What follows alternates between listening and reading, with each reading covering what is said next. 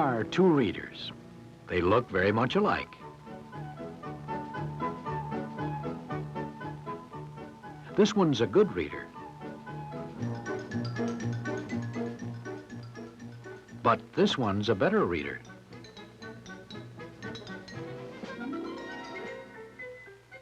Even though this reader is skilled in understanding word meanings and in getting the big ideas, as well as in adjusting his reading speeds,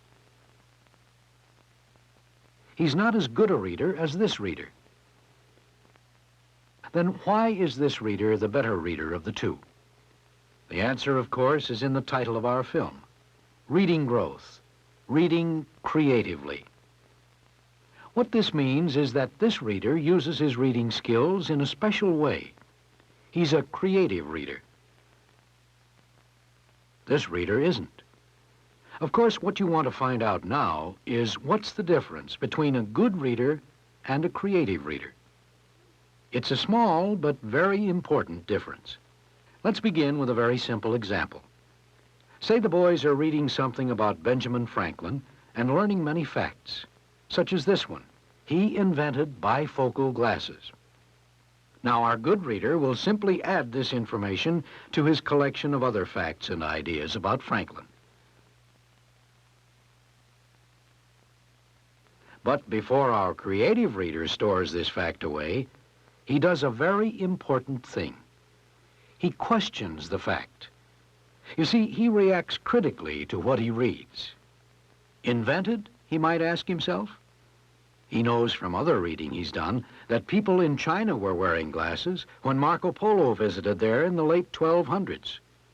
He knows that glasses were very common in European cities in the late Middle Ages. So instead of the word invented, he might think to himself, shouldn't the writer have used perfected?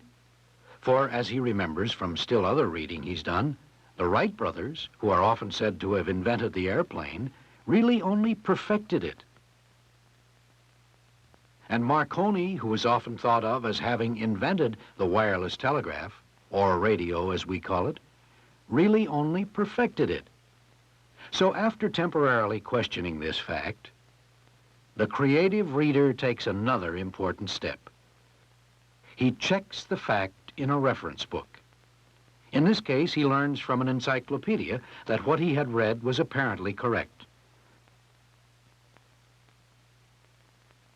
Bifocal glasses were indeed invented by Benjamin Franklin. Perhaps now you can see that for one thing, a creative reader is a critical, questioning reader who checks the important ideas he is reading. Franklin and the bifocals were just one example. Now let's see a creative reader at work in other ways. We'll start with a reading assignment. The general subject is the American Revolution.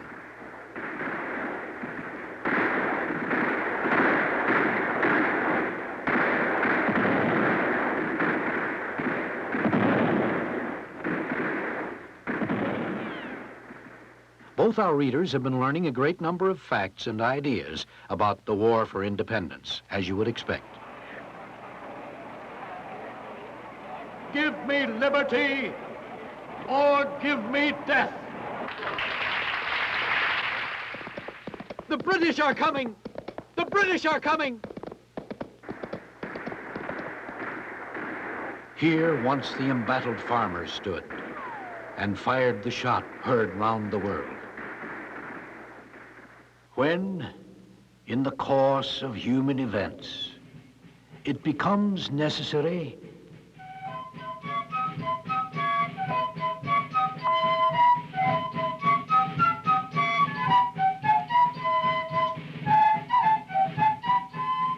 so both readers learn facts.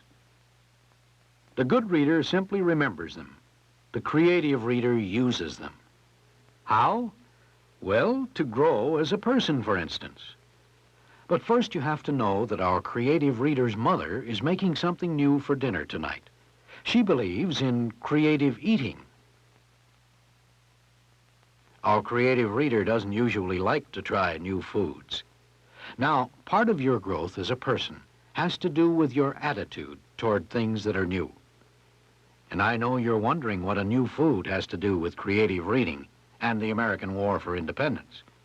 Well, our creative reader has just read about the song Yankee Doodle. He's learned that the British wrote new words to an old tune to make fun of the Americans. Here's one verse. Yankee Doodle went to town riding on a pony, stuck a feather in his hat and called it macaroni. You see, the Americans didn't look much like soldiers to the British. They looked different. They didn't have the neat uniforms and the soldierly discipline of the British. So the British didn't think the Americans would be very good soldiers. But the British learned, to their regret, that things that are different from what you're used to may be better than you expect. The Americans were very good in battle, even though they did seem to be only Yankee Doodle dandies to the British. Now, the creative reader is reacting thoughtfully. He's thinking, American soldiers, better than the British expected. New food, maybe it'll be better than he expects. You see, his attitude is changing. And when he finds out the name of the food his mother is preparing, won't he be surprised? Even in little ways like this one, creative reading can help you grow as a person. Watch a creative reader at work again. Here, Paul Revere is being discussed in a textbook. Our creative reader has read about him before. Probably you have, too.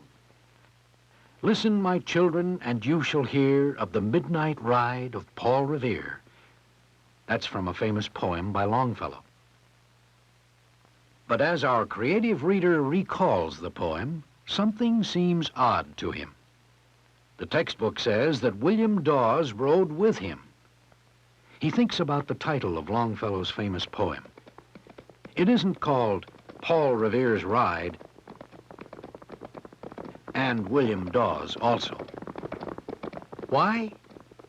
Our creative reader is still asking questions about what he's reading, but he is now also comparing more than one source on the same topic.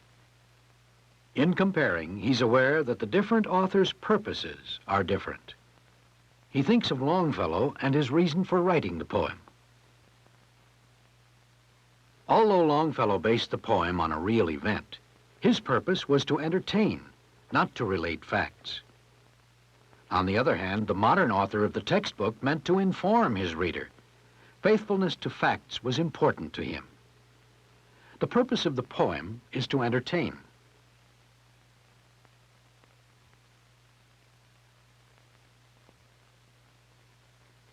The purpose of the text is to inform.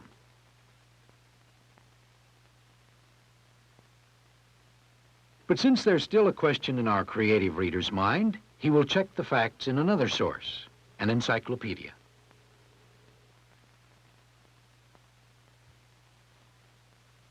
Yes, both men are named. The text is probably right, not the poem.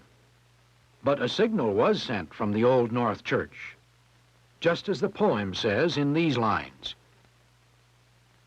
But mostly he watched with eager search the belfry tower of the Old North Church. And lo, as he looks on the belfry's height, a glimmer, and then a gleam of light. Now, wait a minute. That line, now, wait a minute, isn't in the poem. It's in the mind of our creative reader. He's remembering something interesting he read in the encyclopedia. Although the poem says Paul Revere watched for the signal, the encyclopedia says that the signal was not sent to Paul Revere, but from him. That's quite different. Our creative reader has seen how Longfellow changed the facts to make a more exciting story. That may be good narrative writing, though not good history. By comparing different sources, by creative reading, our creative reader has gained new information. He also has a better understanding of the difference in purpose and style between a poem and a textbook. Our good reader has gotten the information from his text and stopped there. Our creative reader has been reacting critically and thoughtfully to Paul Revere's ride. And now he's beginning to think the same way about revolutions in general. There have been lots of them since the American Revolution.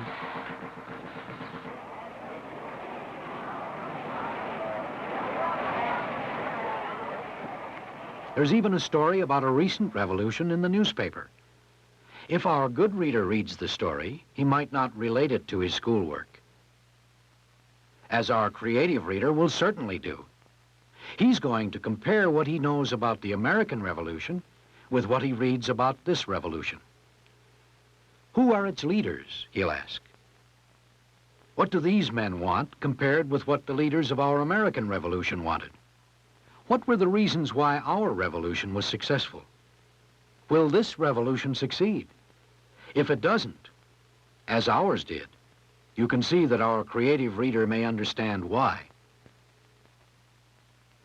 Now, our creative reader is going to use his skills in reading about quite a different kind of revolution. At least this ad says it's a revolution. And the writer of the ad has other things to say about some new drink called pink. Do you have to agree with everything he says? Not if you're a creative reader, because then you talk back to a writer. Nothing like pink? What's the proof? The best? Who says? On the other hand, the creative reader may agree with an author's argument. The point of this little example is just to show you that creative reading can be used on all kinds of reading materials. That creative reading is simply a matter of reacting thoughtfully to what you read, of comparing, of asking critical questions. The creative reader talks back to an author. He compares different sources on the same subject. He uses what he learns to enrich his life, even in small ways. You see? Two ways of reading. The good reader is not far from being a creative reader. He's just a step away. Becoming a creative reader isn't easy, but the reward is worth the effort. You'll find that putting your own ideas to work is reading in its best sense. It's creative reading.